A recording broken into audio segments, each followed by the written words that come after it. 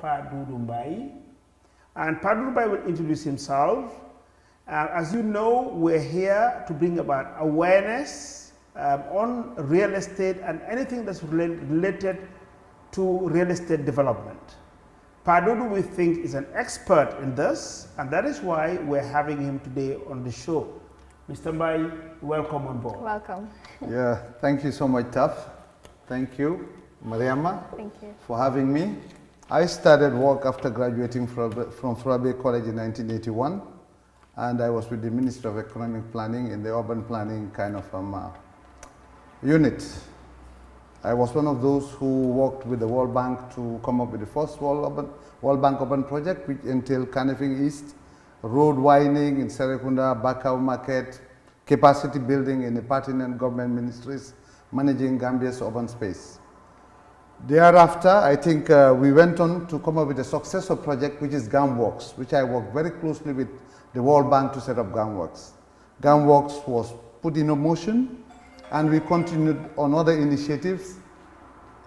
And I happen to have left the Gambia after 12 years with the government and working in matters related to urban development.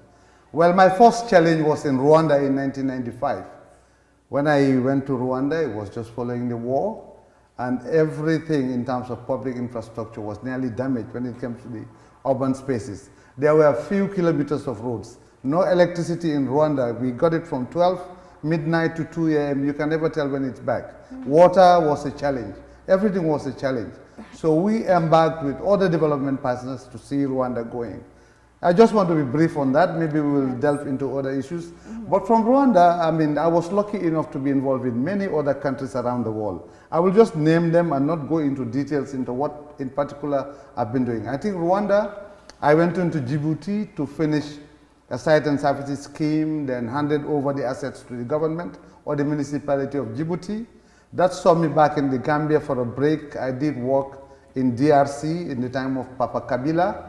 Then I went on to Nepal to do some mid-term evaluation for UNOPS and FAO, that is reducing post-harvest losses of things that they were growing in the remotest parts of Nepal and transporting it to the markets. Then from there, I was engaged to manage the coordination of the River Nile Basin. The problem you're seeing now in Ethiopia with the Renaissance Dam, these are all issues that we have seen coming because we were thinking of the water wars, which will bring about World War III.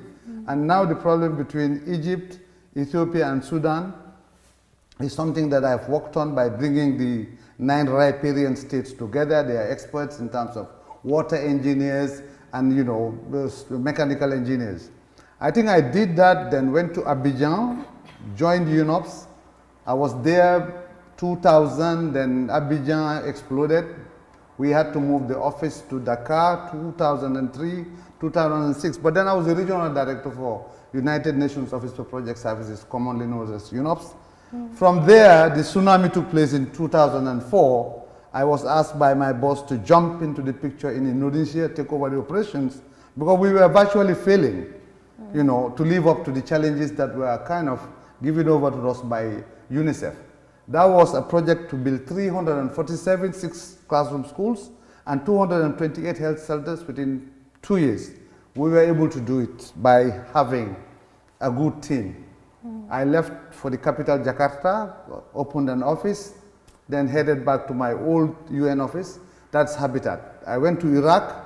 I did about 2 years in Iraq, and I was doing a whole lot of things in Iraq related to urban planning. Then I was invited to go to headquarters in 2011, where I did about 10 years. Then my last 2 years, when I wanted to leave, the boss asked me to stay and take care of a World Urban Forum, which was held in Abu Dhabi in February 2020.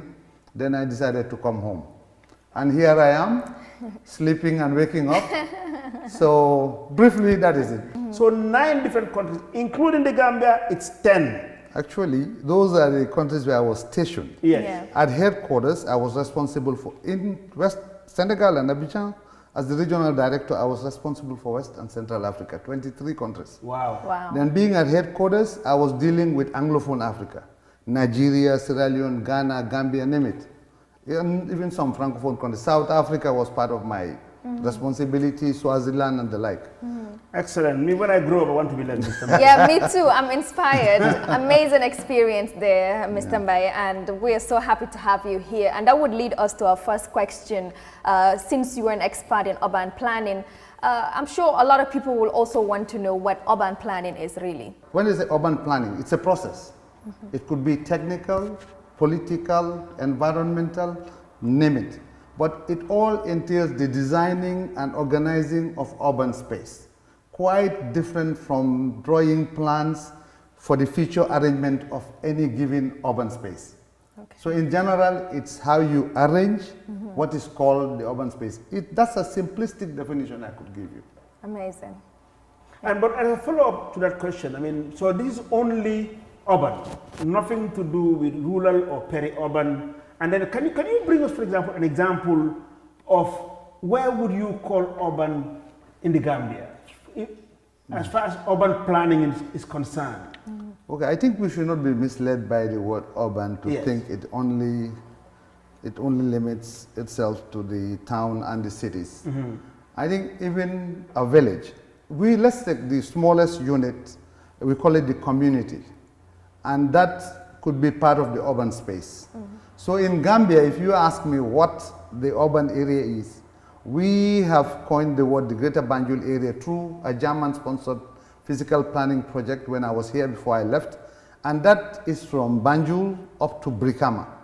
And all that space, I think, is called the Greater Banjul area, within which you have villages, you have small hamlets and isolated villages here and there, but still that mass of land is called Greater Banjul area. Now, you can also include the towns like Farafenni, Basse, Bansang. That's all urban space. Okay. Yeah. So okay. Anyway, I want to come into a second question, but I still want to stay on the definition of urban. Yep. Because I do hear the word peri-urban also. So how would you define peri-urban? Peri-urban is all that resides within the outskirts of the urban space proper. You know, there is this new planning concept called the planned city extensions. Now, when you look at a town or a city, everything is fully developed. It's all mortar and concrete. You don't have any space to do anything, because one of the planning approaches is retrofitting, trying to break up what is existing and arrange it into something better, which is very expensive. So another kind of approach is trying to work on planned city extensions. That is, go outside of the city limits, find space, and that is the perimeter. The peri-urban areas are those areas which are within the outskirts of the city limits proper. So planned cities can happen in those areas. And a good example, which is close to home, I wouldn't call Jamnyajo peri-urban as such. But work we have done, like in Ghana, we went to Ningo Pram Pram, and we were trying to apply the concept of planned city extensions. The advantages within Ningo and Pram Pram municipalities, there already exists a physical infrastructure of water, electricity, roads, and what have you. And that kind of reduces the investment on infrastructure if you are developing these planned city extensions. Because remember, there is a concept in urban planning called value capture, which government, you can in the future build roads. Like, a good example here is Taft. Yeah. This road passing from the roundabout going to Tangi or Katong, I mean, if government was very well organized, they could have made a lot of money, because they have built this road, they've invested, they should capture the value arising from building such a road. So that's what we call value capture. So at what stage does urban planning take place? That's, Mariama, a difficult question. You say, when does it take place? You know, generally, let us go into urban history. The way our towns and cities are kind of arranged. We come from a colonial history. Most of the time, the colonialists lived by the port. That's where you call the colony. Then you have the hinterland, the protectorate. Their interest was to develop where they live, and their interest was to extract and exploit all the mineral resources, agricultural resources, and they build usually one road or one railroad just to ferry these products to the port and take it to their places in Europe or where, what have you. Yeah. Then this city assumes some kind of primacy. It becomes bigger and more developed than any part of the country. Example, Banjul, okay? Yes. Before Serekunda and other develops. Dhaka is another one. Lagos is another one. But then urban planning can kick off when you see that the primate city, the primate, primacy, that big city metropolis is no longer one that you could expand upon. Then you could start thinking about new city developments. Abuja is one. Yes. Yamoussoukro in Ivory Coast is another. And many other countries, even in Indonesia, they think the capital, which is on the Java island, is sinking. It's too heavy. They are planning ahead to build a new capital. Yeah. Banjul, I think, could also be designated an administrative and legal capital. They can move the commercial capital somewhere else. Yeah. But you could see the pull of the primary city will always be there, like Lagos and Abuja. You can say Abuja is planned, is blah, blah, blah, but Lagos still has that pull. Interesting. Well, that would lead us to our first commercial break. We'll be right back. Stay tuned. Taf Africa Global is the first and biggest private estate developer in the Gambia and present in 7 other African countries. We take pride in leading innovation in all spheres of real estate sector in the Gambia and beyond. As such, we are launching the development of the first smart and modern office and retail towers in the Gambia called Taft Twins.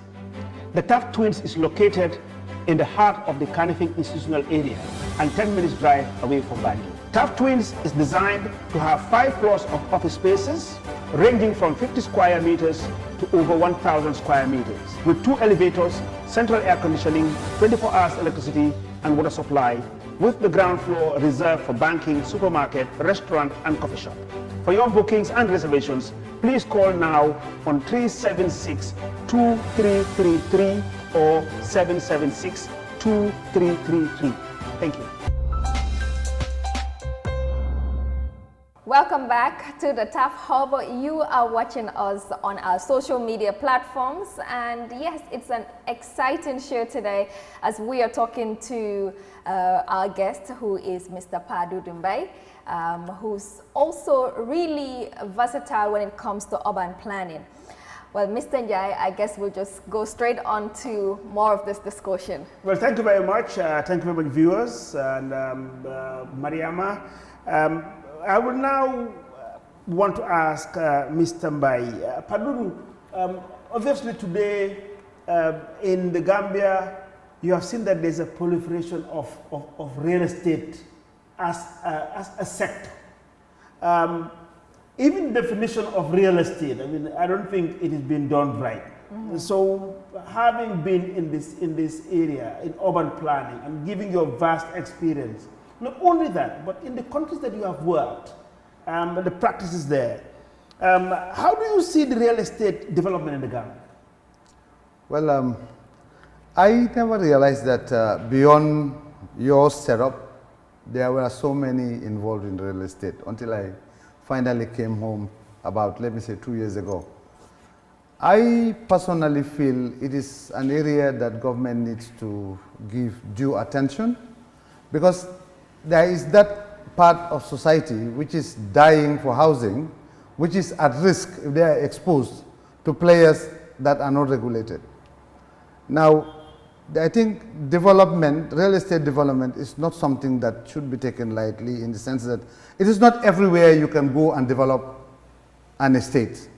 There are so many considerations to take into place. And this, a successful initiative in terms of real estate development would also help government to solve the housing backlog in this country. I cannot put my finger on the number of houses required for the Gambia to feel comfortable that the majority is housed.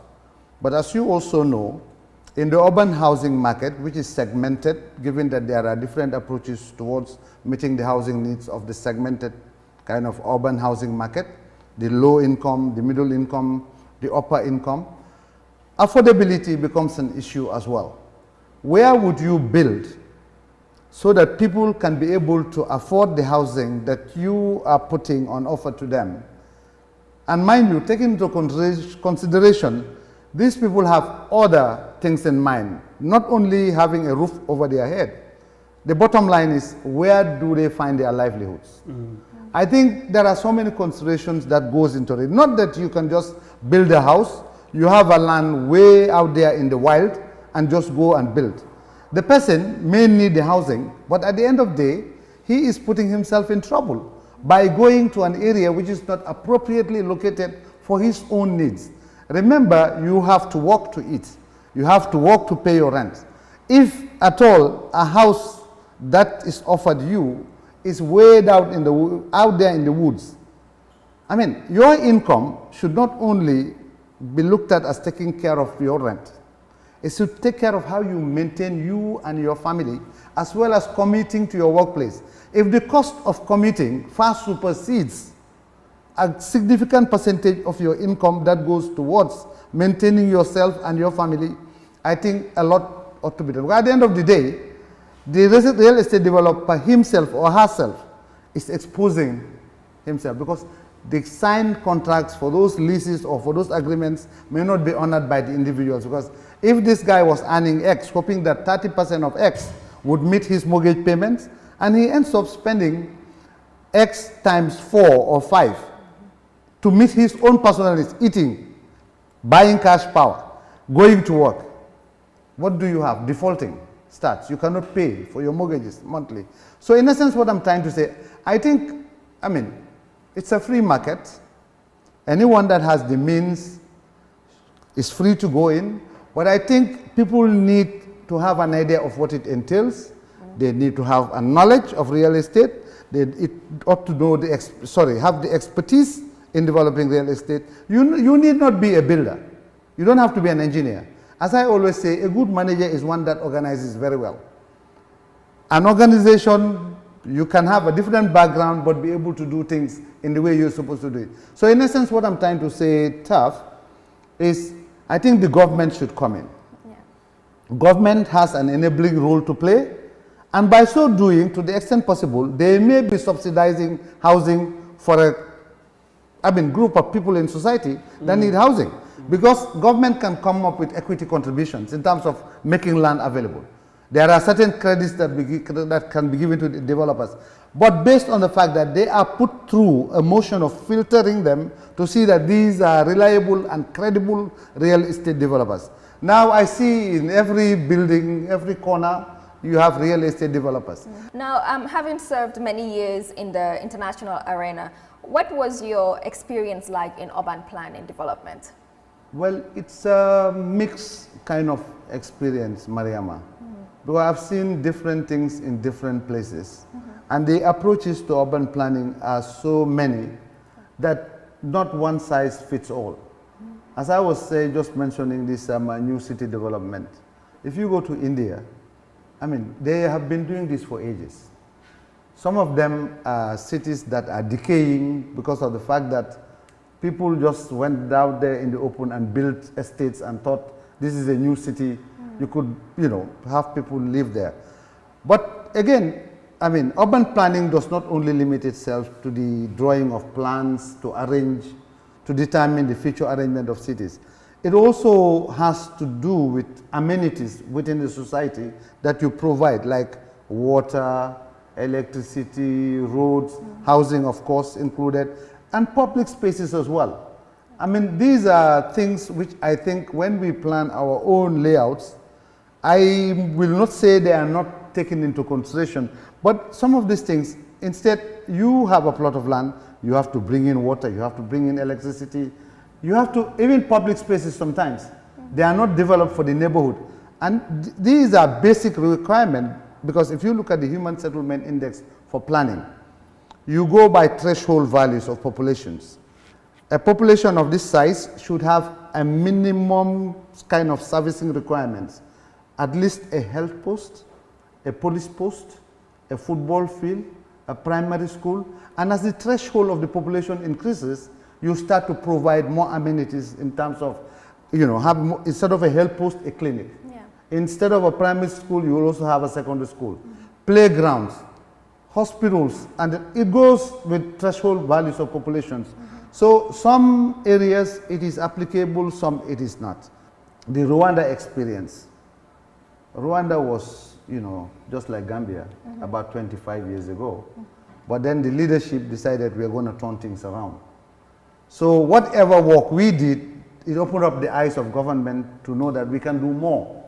So what they did was they brought in the South African, you know, planning kind of outfit, private. So I think they're called Suburbia. Suburbia came, studied the urban areas. They introduced what we call a hierarchical system of cities and towns. And that has some bearing on the urban, rural-urban thing that you're talking about. You know, you cannot stop rural-urban migration. You can reduce it. So what they did in Rwanda is the capital city, which consists of 3 districts, is Kichikuro, Nyarugenge, and Gosabe. One of them is rural, but the 2 are urban. So it means you still have urban space for expansion in Kigali. But then they brought in all these factors of developing zoning. I don't want to call it zoning, I hate zoning. They developed areas for some mixed-use purposes, commercial, institutional, and so on and so forth. But then another thing that was factored is the mode of transportation in the city of Kigali, and that has an element of climate change considerations. You know, in the city of Kigali, there is no motorized kind of vehicle allowed. There you go to a certain area, parking, then you go on foot and you walk around. And this reduces greenhouse gas emissions to a great extent. The other thing is the institutional areas, they developed some planning standards. And to an extent, the government realized that it was not moving fast, the development that they envisaged, because the planning standards were very rigid. Even UNDP could not move from where they were to go to the building areas they were given, because the planning requirement for development was really high. So what they have done is dilute the standards that we are developed. Dilute it to the extent that it will not change the landscape that was envisaged. And they were planning for years in the future. If you cannot do it now, you still know that in this place you don't expect to find a shop. A house is envisaged for this place. Which is important. Unfortunately, we don't seem to have that type of urban planning for Gambia. Well, if we do, I don't think it's really implemented, because roads will be built. After a few years, houses will have to be destroyed to extend those roads. What happened to the urban planning of the Gambia? Well, yeah, I'm afraid, Mariama, you're hitting the nail on the head. You see, the way urban planning operates, it cannot hold within the kind of setup we have here in the Gambia.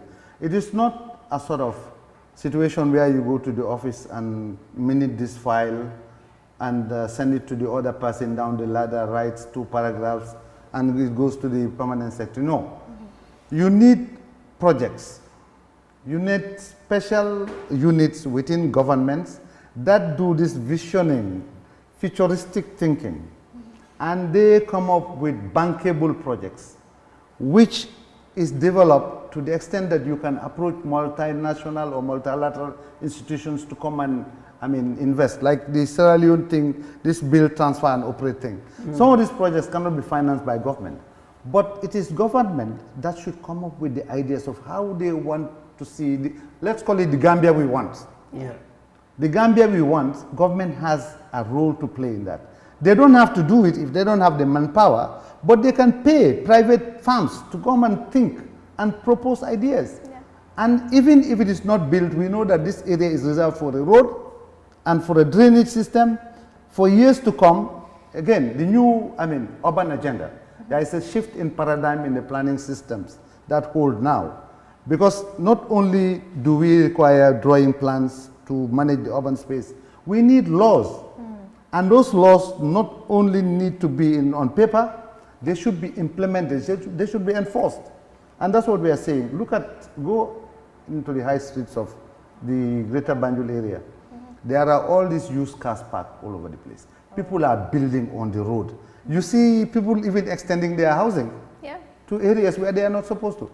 There exist institutions that are supposed to do that. But let us not blame them completely. Do they have the manpower? Do they have the wherewithal? These are things really that needs government to sit and think about the Gambia we want.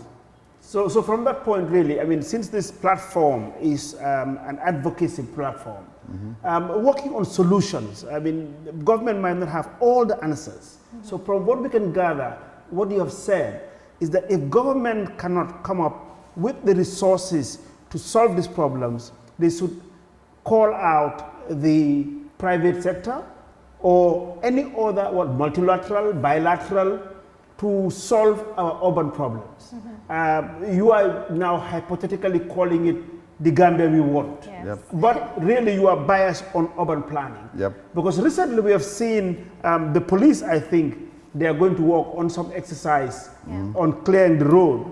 But a more sustainable solution is to work on a blueprint on what you would call the Gambia we want.